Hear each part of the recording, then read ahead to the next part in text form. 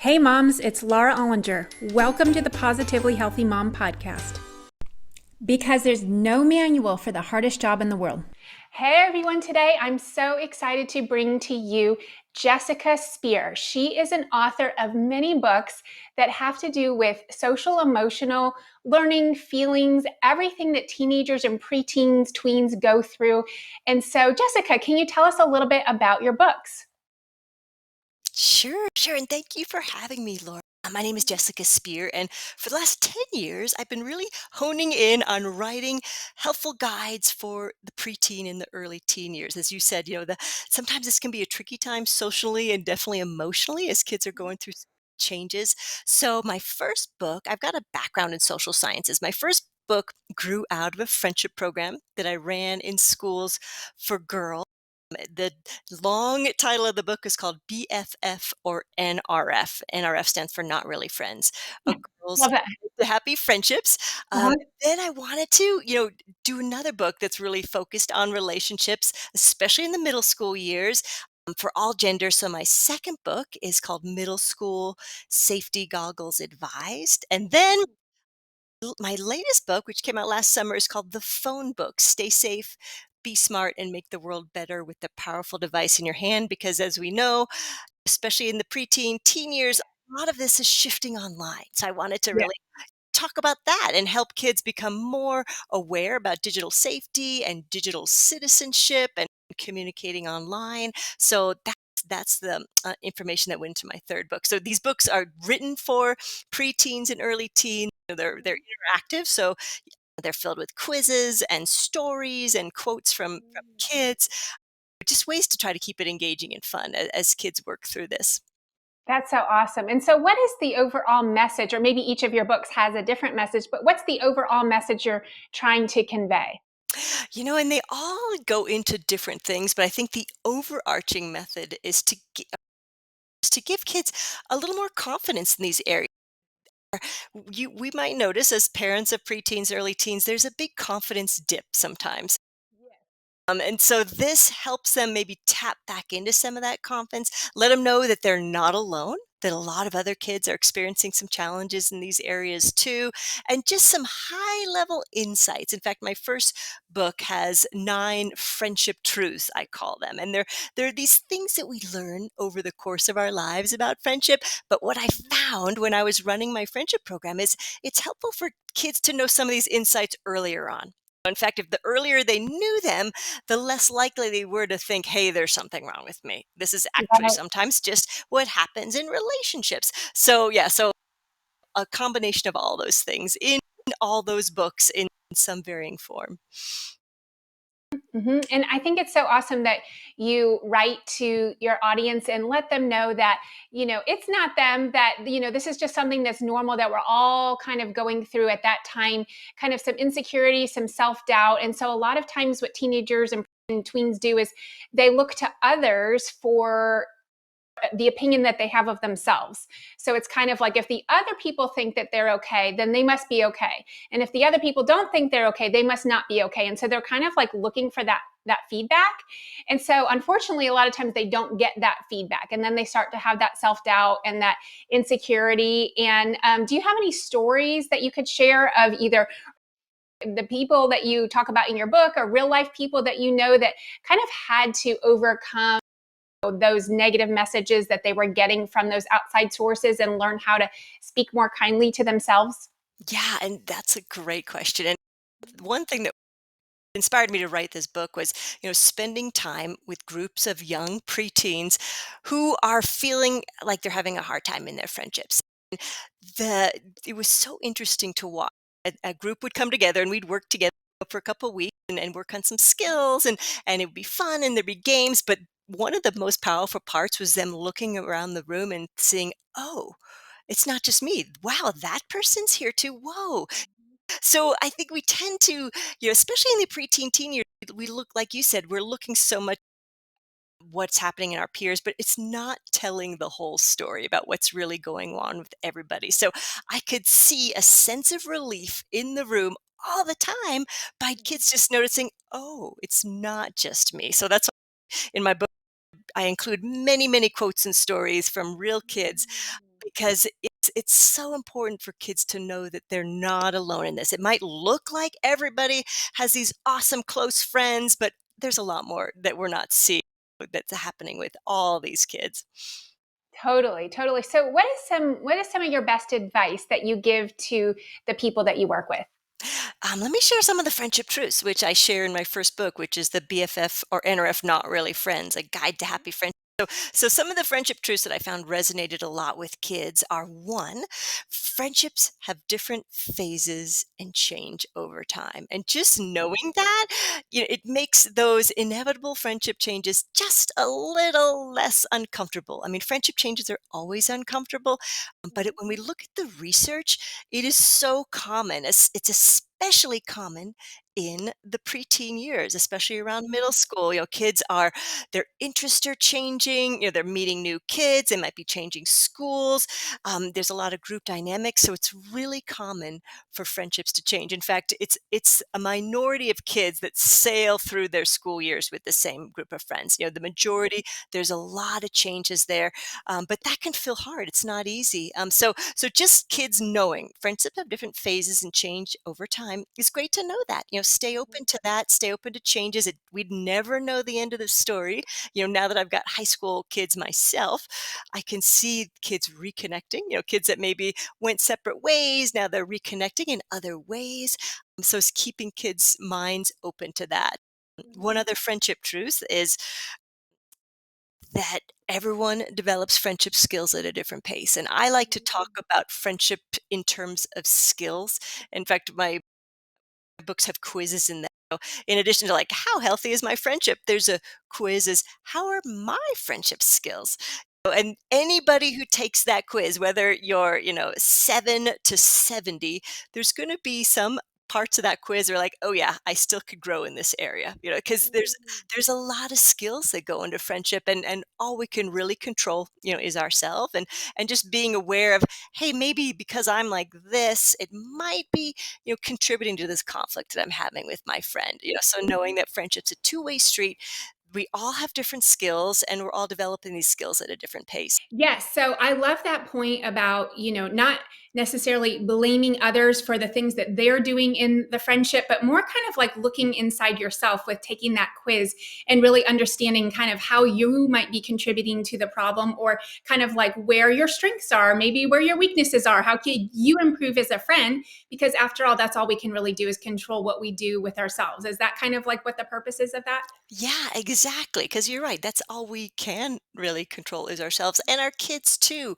But in some ways, we do have some other ways that we can control tricky situations. And I don't think it's ever too early to help kids start to figure out how to set some boundaries. So, one other friendship truth I'll share is, you know, um, we teach others how we want to be treated by speaking up. And Mm. this can be really hard. I found, especially working with a lot of girls, this is a tough one, so especially because friendships, early friendships tend to feel pretty fragile. And so what I've found is girls are afraid to speak up because they're afraid what might happen. Will they lose the friendship? Will their friend get mad?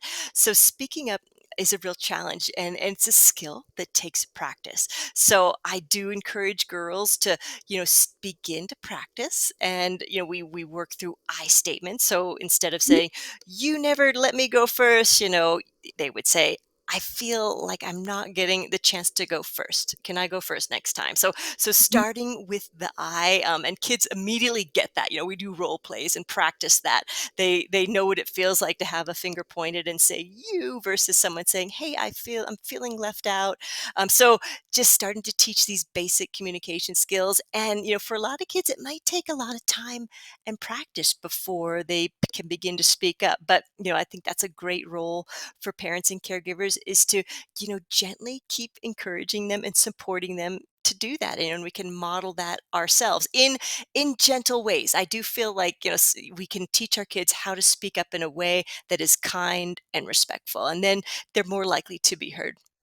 Absolutely. Yes. I actually helped a client with that the other day. She said she feels like in conversation with her friends that we kind of had to get a percentage. We are, as coaches, we're always measuring things. And so she said, I feel like my friends talk all the time and I don't get a chance to talk. And I said, well, is it like 90-10? Is it 80-20? What's it like? And it turned out it was actually just 60-40, where they talk 60% of the time, she speaks 40%. And I said, well, how could you get that closer to 50-50? And she wasn't sure. So I kind of helped her come up with exactly what you just said, like the I statements, like, I don't feel like I'm getting time to share my thoughts and feelings. I don't, I'm not feeling heard.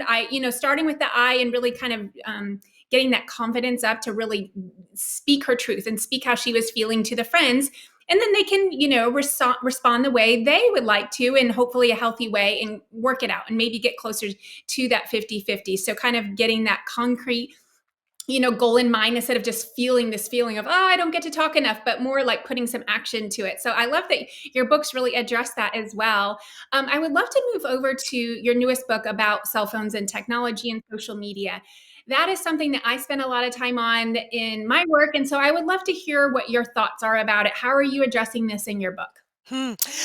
Well, the book is written for 8 to 12-year-olds because that's actually kind of the average age where kids are starting to get smartphones. So last I checked, a most recent study I looked at was maybe somewhere between an 11 and 12 is when kids are getting smartphones, and kids have connected devices very early on, but it's a little different when they have the smartphone and they're out of the home, maybe more able to get apps on their own. So I wanted to put a book out there that really helps them, first of all, be safe, but also think about, how they are as digital citizens, and also how these technologies work. In fact, the first chapter is why tech companies want you staring at your screen.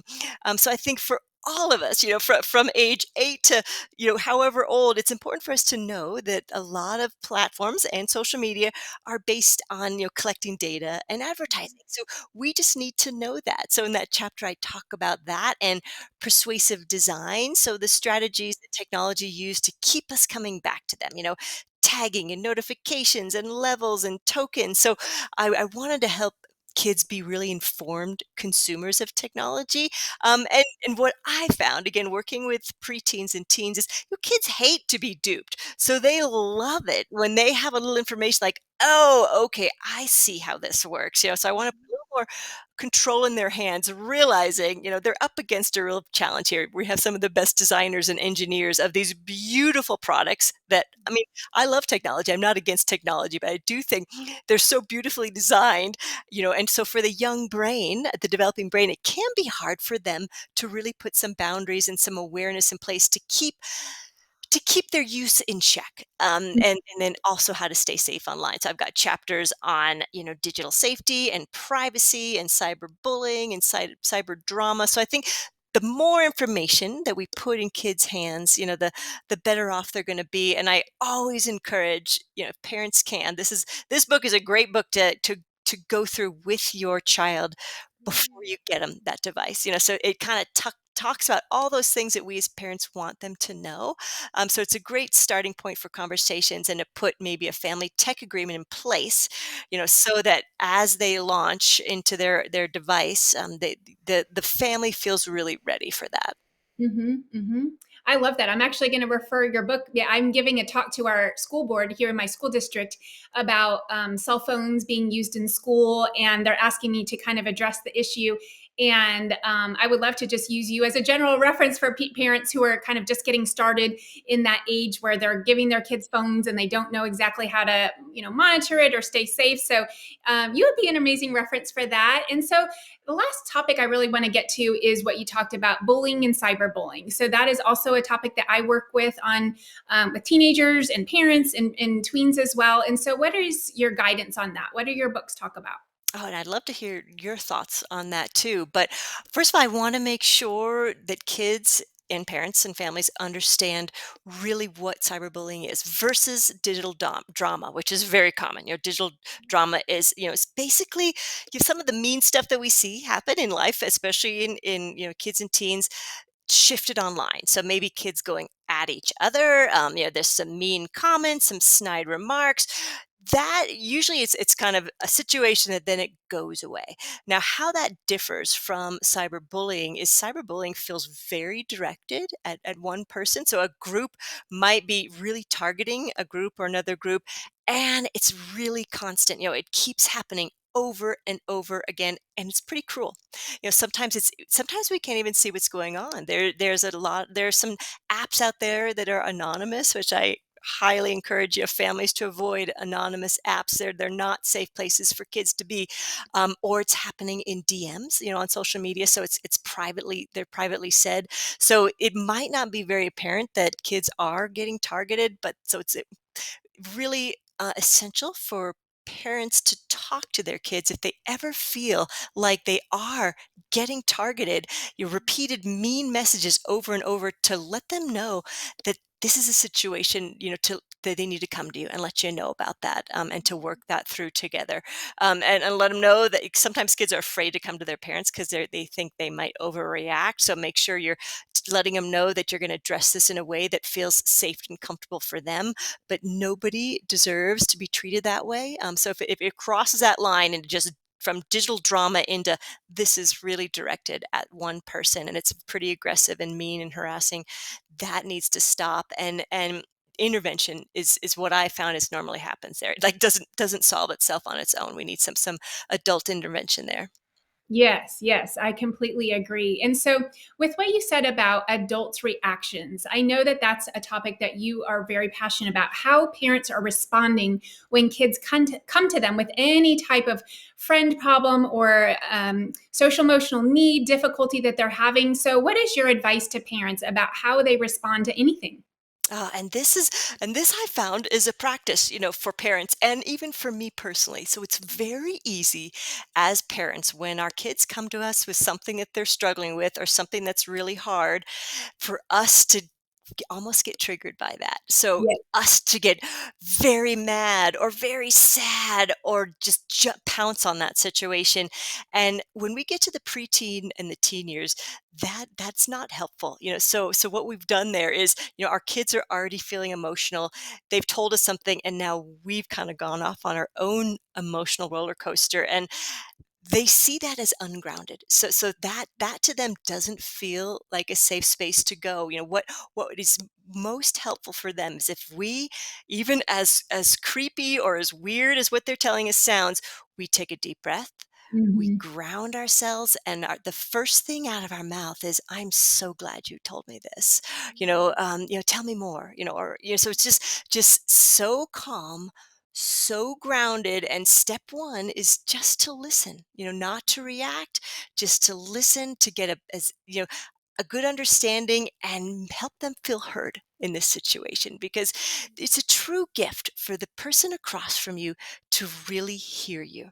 So instead of them reacting and going off on their own emotional roller coaster or their own problem solving, just being truly heard is healing in itself. So we've already started the process of helping our child get more settled if we can respond in that way. But it's hard, because we as parents hate to see our kids struggle, and sometimes it does trigger something really big inside of us. So as best as we can, settle ourselves, listen, be calm, and figure out the best way to work through that. But if we can consistently respond in that way, they'll keep coming back to us. They'll feel like, okay, this is not going to send my mom, off the roof. I can go to her and talk to her about this. So we're kind of creating a safe space for them to come to us when things do start to get real challenging or serious. Yes, I love that. And I completely agree. In fact, that's why I have a parenting course on my website called Cracking the Parent Code. And the first module is self awareness. The second one is emotional regulation. And the third one is communication. And I have 8 modules total. But those first three kind of address that, where we're regulating ourselves emotionally. We're being self aware of kind of like what we're putting out there. And then we're communicating effectively by being really good listeners, by validating their feelings. And so, the reason why I feel like that is also so important to make the listeners kind of really understand that point is when you react because you have a trigger, then the problem is that your child is then holding, their own emotional problem that they came to in the first place. But then they're also kind of having to manage your emotions. They're kind of either having to calm you down or reassure you. So then it's giving them two jobs. First, they're dealing with their own emotions, and then they're having to, react or respond to your emotions. And it's just too much. And so that's why, as the adult, as the parent, our job is then to kind of, like you said, kind of emotionally regulate, put our emotions to the side, whatever we are feeling in that moment, which a lot of times is incredibly justifiable. Like if somebody else's kid does something, pretty mean to our kid, we're going to react, we're going to be triggered, we're going to be protective, we're going to be tiger mamas, right? And we're going to be like, oh my gosh, that kid has no right to say that to you, whatever it is. But that doesn't matter in that moment, right? We have to put that to the side and really tend to our kids' feelings. So and just kind of be thankful that they are open to sharing, because it does get hard. The older they get, the more likely they are to shut down when they're, more into the teenage years. They're not going to come with you. And so you always want to have that door that feels open to them, where they know it's not about you and your freakouts and your emotions, but that it's about them and their emotions. So how does that resonate with you? Oh, I completely agree 100%. And I know a lot of parents look back and think, oops, I did not do this well. And all of us have moments where we didn't do this well. So let me just put this out there for all the parents is we've all kind of messed this up at times, and it's okay. At any point in our parenting journey, we can change our path and change our reactions and kind of repair what had happened in the past. So if you're listening to this and thinking, oops, oh no, you are not alone. I also, it took me a while to get, a handle on this myself. So we are all learning so give yourself grace. You can start at any time. And sometimes when I feel like I really haven't done this well with my kids, I'll circle back and be like, you know what? When this happened, I realized I did this and I am so sorry. What I wish I'd done instead was this. So I'm acknowledging, with my child that I didn't handle this as I would have. And I acknowledge that and I'm sorry about this. This is what I want to do next time. And that's a repair that can help that situation and help you, propel yourself into the new way that you want to respond in the future. I think that's amazing. I love that word repair. And I think that's such an important example that we can set for our kids. And it could even be the same day, right? If you kind of like blew up earlier, you can go back to them later and say, oh, I'm so sorry about how I responded earlier. I was, a little bit overwhelmed by what you shared, but I'm ready to listen now. So it could be same day, it could be a year later, it could be, I'm in my late 40s, and my mom recently said something to me that she was kind of taking some ownership and responsibility about something she had done when I was younger. And I was like, okay, even now it feels good, like just to come back and have that repair and that acknowledgement that maybe it wasn't handled the best possible way. So I think that you're right. It's for all of us. We all do it. We all fall into that trap, and that it's never too late to go back and make that repair and make those amends. So I think that's great. Is there anything else that we haven't covered that you'd like to share? One thing that might be helpful is I think it's talking about earlier how sometimes we just jump in and react.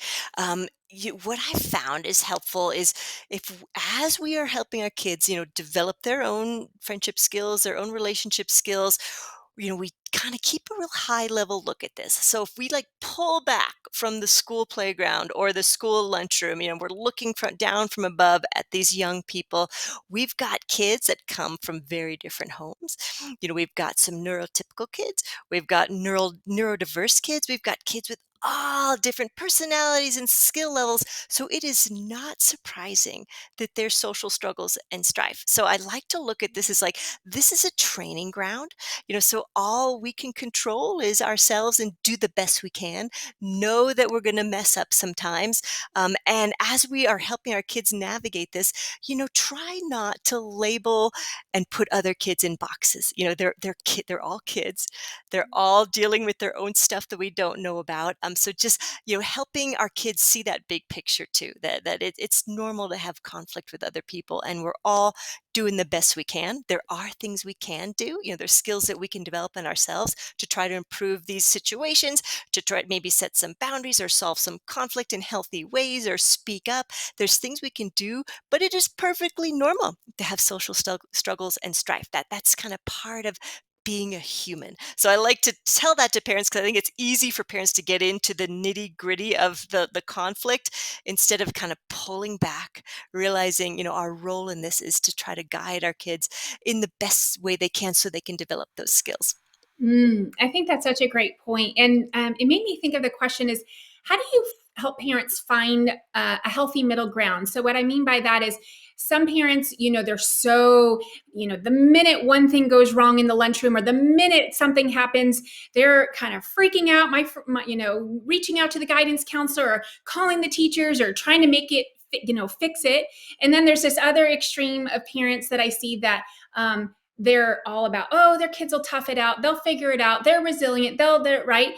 And so it's like, how do you find like a healthy middle ground where we're guiding and supporting our kids and we're there for them, but we're not intervening every single second, every single problem that happens? That's such a great point because you see both ends of that spectrum. So one is, I think, you know being genuinely interested in your kid's life is great. They want to know that you care and that you're validating their experiences. So that takes care of that one end that's like, they're on their own.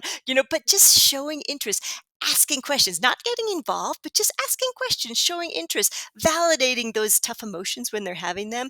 Then on the other side of the spectrum, what I like to share is one of my favorite lessons that I learned is don't dig for pain. So kids tend to heal and move on from things much faster than we do as adults. So say our kid has a really tough day with a kid, and then the next day we keep asking about it. We keep asking about it, and they've long healed from this. But we keep, well, how was so and so today? Well, what happened? So we are the ones actually still digging for this. They have moved on. So Mm-hmm. that's, something I encourage parents to do is don't dig for pain anymore. Like if you had a chance to talk through and validate the emotions of a tough situation, let that go unless, your child brings it up again. So let them take the lead there. We don't have to dig, but we can be there as a sounding board and interested and curious and supportive and empathic. So hopefully that helps to build that healthy balance. That's perfect. I love that. And so tell us your books one more time, and I'm going to go ahead and link them to the episode so that way parents can find them. And can you tell us their titles one more time? Sure, and they're all mouthfuls. I apparently like long titles. So the first one is BFF or NRF, which is not really friends. A Girl's Mm. Guide to Happy Friendships. The second one is called Middle School Safety Goggles Advised. That one obviously is really geared towards the middle school years. And then the third one is called The Phone Book. And they are Perfect. available anywhere books are sold. So you can get them, at Target.com or Amazon, or, even your local bookstore can get them in stock. Awesome. Well, Jessica, thank you so much for taking the time today. I've enjoyed our conversation so much. And I just know that the moms out there will definitely be taking your advice and hopefully buying your books and running with it. So thank you again. Thank you. Thank you for having me, Laura. It was great to chat with you. Yes, absolutely. Okay, thanks. Thank you for listening to the Positively Healthy Mom podcast. Because there's no manual for the hardest job in the world. Don't forget to subscribe and share with your friends.